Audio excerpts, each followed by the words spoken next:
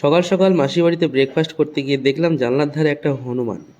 তো কোলে যে একটা বাচ্চা রয়েছে সেটা আমি খেয়াল করিনি। আমার ভাইপো বলছিল, কাকা কাকা এই দেখো হনুমানের বাচ্চা। তো আমার বৌদি খাই দিচ্ছিল। তো ওখানে খাওয়ানোর পর ভাইপোকে খাই দিচ্ছিল, তারপর ভাইপো এসে বলছে লুচি আমি খাওয়াবো। আর দেখি তাহলে ওর সাহস কত দূর। তো দেখো বাচ্চাটা কত সুন্দর খাচ্ছে, লুচিও খাচ্ছে, মাসিরা দিয়েছিল। তো কি সুন্দর খাচ্ছে।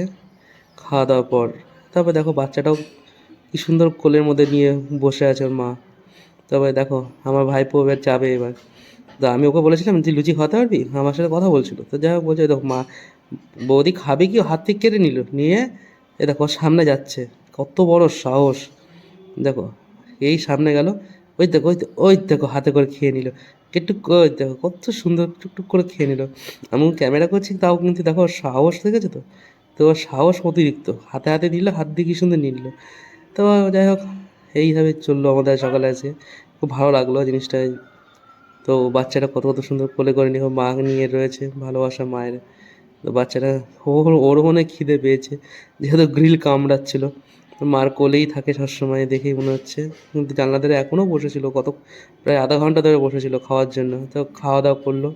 তো খাওয়া দাওয়া করে তারপর বলছে যে ভয় টয় নেই, হ্যান ত্যান। তা যাই হোক এইভাবে দেখছে তো কী সুন্দর বাচ্চাটা আমাকে দেখে আবার ঘুরিয়ে নিল, ভাবছে মানে আমি ও বাচ্চাটা আমি নিয়ে নেবো।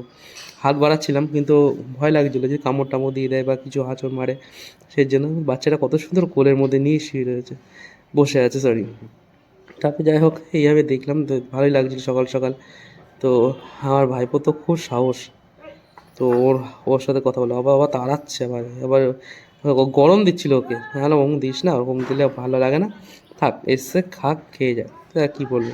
তো যাই হোক এরকম করে সকালে আজকে আমাদের গায়ে দাদার হলুদ ফলুদ সব কিছু হয়ে গেছিলো। তো যাই হোক এইভাবে আমাদের তো সকালবেলা আড্ডা ফাড্ডা সবই চলছে। এই যে মাসি আমার মারা গেছে, তারপর শ্রাদ্ধ শান্তি কমপ্লিট। তো আজকে আমাদের দাদার তেল হলুদ কী বলে ওইটা হলো। হওয়ার পর আমরা ভাই যে বসে আছে। তো ওখানে সব যে যার মতো নিয়ে রিল্যাক্স করে বসে আছি।